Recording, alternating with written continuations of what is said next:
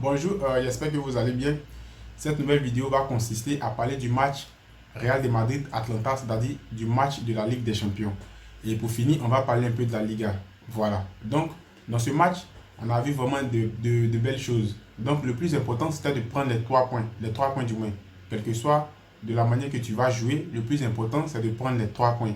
Donc, ça ne sert à rien peut-être de dire que le Real a joué mal, le Real a joué bien. Ça ne m'intéresse pas actuellement. Le plus important, c'est les 3 points. Et le Real a fait le boulot, le Real a pris les 3 points. C'est ça le plus important. Maintenant, dans l'ensemble, c'est-à-dire dans l'ensemble du match, on va parler un peu du jeu et comment ça s'est passé du côté d'Atlanta, comment ça s'est passé un peu du côté du Real. Donc, comme c'est Real l'équipe phare, donc on va commencer d'abord par le Real. Les 10 premières minutes, les 20 premières minutes, le Real n'a pratiquement rien joué. Atlanta a pressé du début jusqu'à la fin. Pour ceux qui ont suivi le match, ils l'ont constaté.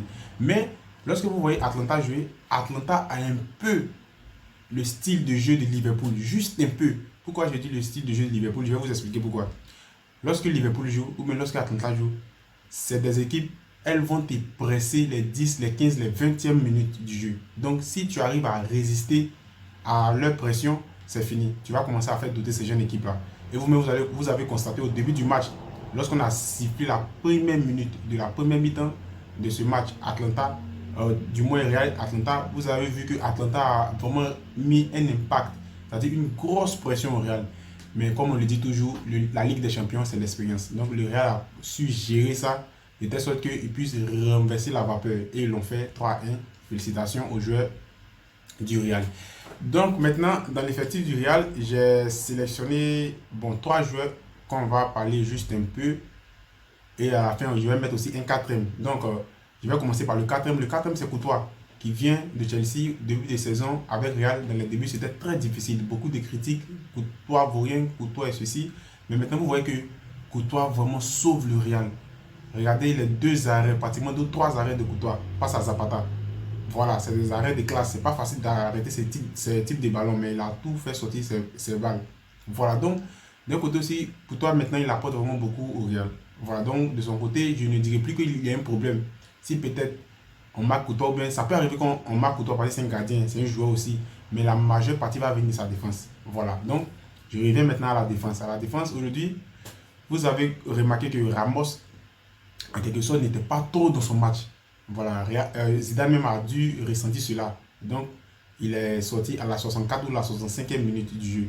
Voilà, il n'était pas trop dans son assiette. Le Ramos qu'on voit jouer avant et le Ramos qu'on a vu jouer maintenant, il y a eu aujourd'hui une très grande différence au niveau de son jeu. Donc, il était obligé de sortir très vite pour le préserver. Peut-être, je ne sais pas si, comme il est revenu de blessure, donc Zidane ne veut pas trop précipiter les choses. On ne sait pas, il peut rechuter, donc on peut faire le conserver. Donc, lorsqu'on finit avec Ramos maintenant, on va s'attaquer à Benzema.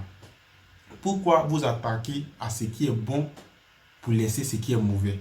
Quand je dis ce qui est bon, toutes les critiques s'abattent sur Benzema. Non, il rate beaucoup, il n'a pas le niveau, il est comme ça. Voilà, le plus bon actuellement, c'est Benzema. Il donne toujours les 3 points au Real et il sauve toujours le Real. Donc, quelque chose que vous allez dire, c'est lui actuellement qui sauve le Real. Vous avez vu le match en Liga doublé qui permet au Real d'avoir les 3 points. Et c'était un match vraiment difficile pour le Real parce que le Real a vraiment du mal à s'en sortir avec les petites équipes. Donc, Real a, grâce à Benzema du moins, a eu ces 3 points. Donc, ne laissez pas ce qui est bon pour partir. Ne critiquez pas du moins ce qui est bon et laissez ce qui est mauvais. Actuellement, les hommes forts du Real, il y a Benzema, il y a Modric. Comme je le dis toujours, il y a Ramos, il y a Courtois. C'est les hommes forts du moment. Même s'ils sont ensemble, c'est un football collectif, mais c'est les 4 éléments clés du Real. Et aussi Casemiro qui n'a pas joué aujourd'hui. Donc, pour terminer, d'abord avec cette histoire de Ligue des Champions, Real, Atlanta, avant de passer à la Liga, il y a un élément que j'ai sélectionné aujourd'hui dans le match, c'était Vinicius. Voilà, comme je vous le dis toujours, le seul problème de Vinicius, c'est la finition. Voilà, il a un gros problème de finition devant les buts. C'est tout. Sinon, Vinicius, dribble, vitesse, il est parfait. Et puis, je peux dire aussi l'intelligence du jeu. Voilà, parce que ça fait partie de la grandeur d'un joueur. C'est ce qui va faire de toi un joueur de classe mondiale. L'intelligence du jeu. Tu peux être dribbleur, tu peux être finisseur, mais si tu n'as pas l'intelligence du jeu, tu vas voir qu'il y a quelque chose qui te manque au fait. Et c'est ça, Ronaldo et Messi, ils ont. Ils ont l'intelligence du jeu. Ils sont intelligents, c'est des joueurs intelligents. Et l'intelligence du jeu aussi manque à Vinicius. Voilà. Mais dans le match qui s'est passé aujourd'hui, Real de Madrid-Atlanta, moi aussi je devais attribuer ma note. C'est vrai que Vinicius a fait une accélération de merde.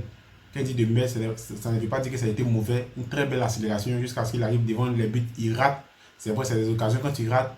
Vu le parcours, vu la distance qu'il parcourt jusqu'à venir rater cette occasion, ça fait mal. Mais dans l'ensemble, le match d'aujourd'hui, si moi je devais donner une note, je donnais cette note à Vinicius parce qu'il a fait un match exceptionnel. Et si vous avez remarqué du moins que toutes les balles du Real passent pratiquement par lui. Parce qu'on sait que le petit il est rapide. On sait que le petit il peut provoquer des pénaltys. Donc on lui ramène toutes les balles. Même si on sait qu'il a vraiment du gâchis au niveau de la finition, mais il peut créer beaucoup de dangers. Et effectivement, il a créé beaucoup de dangers à Atlanta. Il a provoqué un pénalty. C'est un joueur de classe mondiale. Si Vinicius apprend à être précis devant les buts, ça sera vraiment parfait. Voilà, donc pour finir maintenant avec cette histoire de Real de Madrid, Atlanta, le Real est qualifié, qui sauve un peu l'honneur du football espagnol. Parce que si vous avez remarqué ces derniers temps, le niveau du football espagnol a vraiment baissé. Voilà, le niveau a vraiment chuté. Donc, c'est vrai, je suis supporter du Barça. Je ne condamne pas le Real, je ne suis pas jaloux du Real, mais je ne suis pas triste parce que le Barça est éliminé. Mais quand quelqu'un joue bien, il faut féliciter. Quand même, le Real a envoyé le football espagnol aujourd'hui à un autre niveau. Donc, on attend de voir qu'est-ce qui va se passer avec Atlético. Et quand je parle d'Atlético maintenant, on va partir maintenant dans la Liga. Comme je vous l'ai dit au début de mes explications, l'Atlético risque de perdre ce championnat à 100%. Je vous dis bien à 100%. Parce que maintenant, Atlético est dans le doute. Atlético est en train de vraiment douter. Maintenant, je ne sais pas, je n'ai pas regardé le classement, mais je pense qu'il y a une avance de 4 ou 5 points devant le Barça. Et le Barça est une très grande lancée. Voilà, donc Atlético doit maintenant se concentrer sur des matchs. C'est-à-dire qu'ils n'ont plus droit à l'erreur. Quelque chose ce qui va se passer, ils doivent s'arranger peut-être à gagner ou bien à réaliser un nul. Et ils peuvent peut-être prier le retour du Real, c'est-à-dire le retour du Barça à Bernabeu, même si c'est que Bernabeu est en construction actuellement, ils sont en train de faire des travaux, parce qu'il y a le match retour qu'ils doivent jouer. Peut-être Atlético peut prier pour que le Real batte le Barça, ou bien ils font un match nul. Comme ça, eux aussi, ils arrivent à battre l'autre équipe avec laquelle ils vont jouer. Sinon, actuellement, Atlético est vraiment dans le doute. Et ça, lorsque ça se passe comme ça, c'est très dangereux. Maintenant, juste un petit bonus avant de finir. Barça, PSG.